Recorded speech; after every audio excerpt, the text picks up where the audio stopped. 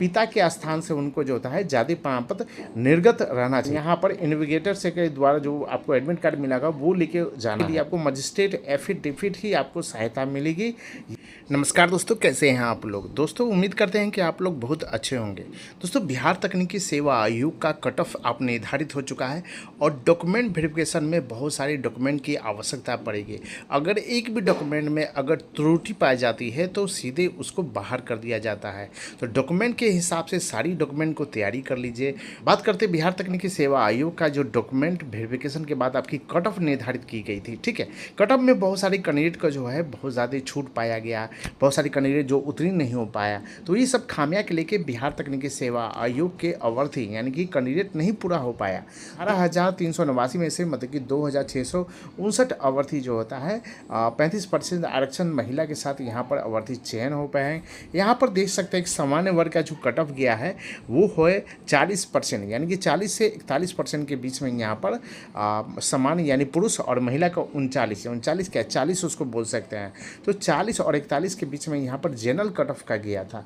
यहाँ पर देख सकते हैं EWS यानी कि EWS का सेम बराबर में गया, यानी कि 40% जनरल कोटा यानी EWS को दिया गया।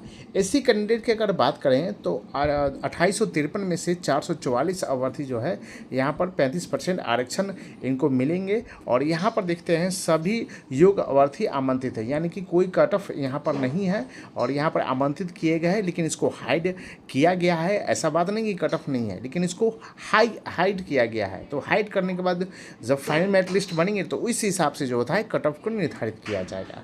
ST की वहीं पर बात करते हैं 121 यानी कि 27 इसमें से अवधि का चयन किया गया, यानी कि EBC यानी कि अत्यंत पिछड़ा वर्ग यानी कि 3117 में से यानी 494 अवधि यहाँ पर किए गए। उसके बाद BC की बात करते हैं 953 में से यानी कि 327 अवधि यहाँ पर है। इनका जो है 31% यहाँ पर कट ऑफ गया है, 31 से ऊपर यानी कि 32 कट ऑफ यहाँ पर गया, यानी 100 क्वेश्चन में से 32 गया।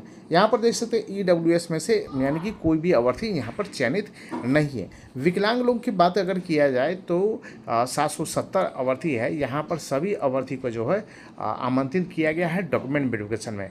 तो कब डॉक्यूमेंट वेरिफिकेशन है तो यहाँ पर देख सकते हैं 17/4/2026 से लेके 22/5/2026 तक निर्धारित दस्तावेज किए गए। और दस्तावेज की आवश्यकता क्या पड़ेगी यहाँ पर, उसमें आपको चाहिए मैट्रिक का मार्कशीट, ठीक है। तो मैट्रिक का मार्कशीट जो आपने मैट्रिक में जो लगाया था वही चीज़ चाहिए। वही फॉर्म में भी फॉर्म भरा हुआ रहना चाहिए, मिलान वही चीज़ से करता है। निवास प्रमाण पत्र जो बिहार के निवासी है उसके लिए पहचान पत्र में कोई भी पहचान पत्र आप ले सकते हैं, वोटर कार्ड, आधार कार्ड या पैन कार्ड। क्षणीय योग्यता की अगर बात करेंगे तो GNM का यहाँ पर सारी डॉक्यूमेंट रख लीजिएगा, जिससे संबंधित हो, GNM हो या फिर BSc नर्सिंग हो, सारी डॉक्यूमेंट वहाँ पर रख लीजिएगा। यहाँ पर आरक्षण दावा करने वाले कोटा, यही तो मामला फंसता है। सबसे ज़्यादा मामला फंसता है तो महिलाओं के लिए और जनरल और OBC SC के लिए तो नहीं, लेकिन EWS के लिए फंसता है यहाँ पर। तो जाति प्रमाण पत्र जो होता है अपने महिलाओं को जो है जिनकी विवाहित है या फिर अविवाहित है, तो दोनों को जो होता है अपनी नैहर से चाहिए, यानी कि अपने पिता के स्थान से उनको जो होता है जाति प्रमाण पत्र निर्गत रहना चाहिए, या फिर NCL हो या कोई भी हो, यानी कि उनके पिताजी के नाम से ही निर्गत होना चाहिए। उसमें पति का नाम इंक्लूड नहीं रहना चाहिए, उसमें नाम और पिता का नाम और फिर माता का नाम वहाँ पर इंक्लूड रहना चाहिए, ठीक है। तो वो होता है जाति प्रमाण पत्र यानी कि दावा करने वाले आरक्षण कोटा के लिए। कार्य अनुभव संबंधित जो भी अगर संविदा में जो कार्य किए होंगे तो उनके लिए दस्तावेज अगर योग्य होंगे, जो लगाए होंगे, तो उनको ये फ़ायदा मिल सकता है। तो वो चीज़ को आप देख लीजिएगा। PH कैंडिडेट के लिए जो है, जो विकलांग अगर होंगे जो कैंडिडेट वो जो दावा किए होंगे तो वो भी आप वहाँ पर दावा लगा सकते हैं, ठीक है। स्वतंत्रता सेनानी से क्या होता है कि बहुत सारे अवधि को जो है छूट दिया जाता है, तो स्वतंत्रता सेनानी वाले अवधि भी वहाँ पर लगाए होंगे तो उनको छायापति लगाना होगा। ऑनलाइन फॉर्म की प्रति जो होती है, जो आपने आवेदन किया था उस समय वो आवेदन आप वहाँ पर रख लीजिएगा। 10वें नंबर पर होता है ऑनलाइन फॉर्म के अपलोड किए गए फोटोग्राफ की 5 प्रति, यानी कि 5 प्रति उसका प्रिंट आउट करवा लीजिएगा। कंप्यूटर बेस्ड जो एडमिट कार्ड होते हैं परीक्षा केंद्र में, जो इन्वाइटेशन से जो आपको मिला होगा, ठीक है। सबसे मुद्दा होता है बहुत लोग भुतला दिए होंगे, बहुत लोग गड़बड़ हो कर दिए होंगे। तो कैंडिडेट जो होता है वो यहाँ पर इन्विगेटर से के द्वारा जो आपको एडमिट कार्ड मिलेगा वो लेके जाना है, ठीक है।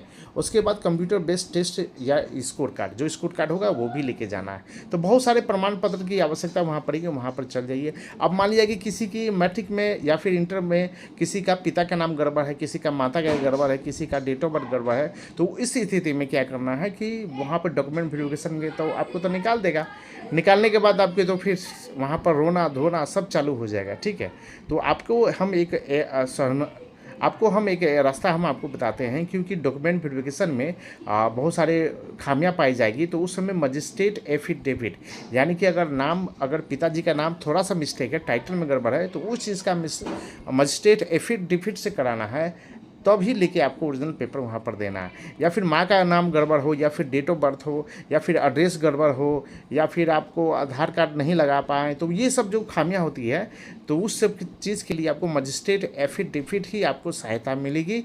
ये सारे अभ्यर्थी जो है जो लेकर नहीं जाते हैं, तो उनकी जो है डॉक्यूमेंट वेरिफिकेशन के बाद उनको बाहर कर दिया जाता है।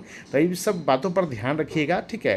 तो फटाफट डॉक्यूमेंट की तैयारी कर लीजिएगा, समय बहुत कम है। ये जो है स्टाफ नर्स की बहाली जो है 7 लेवल पर होती है, जो आपकी सैलरी 80,000 से ऊपर होगा। और 80,000 से ऊपर यानी कि 8वां वेतन आपको जब लागू हो जाएगा, तो हो सके तो आपको लाख रुपया से भी ऊपर हो जाएगा। तो ये जानकारी हम डॉक्यूमेंट वेरिफिकेशन के बारे में दे दिए। बहुत सारे अभ्यर्थी जो है वीडियो देखते हैं, लेकिन चैनल को एक भी सब्सक्राइब नहीं करते। फटाफट चैनल को सब्सक्राइब करें और बेल आइकन घंटी को जरूर दबा दें। नेक्स्ट वीडियो में मिलते हैं दोस्तों एक नए वीडियो के साथ, तब तक के लिए बहुत बहुत धन्यवाद।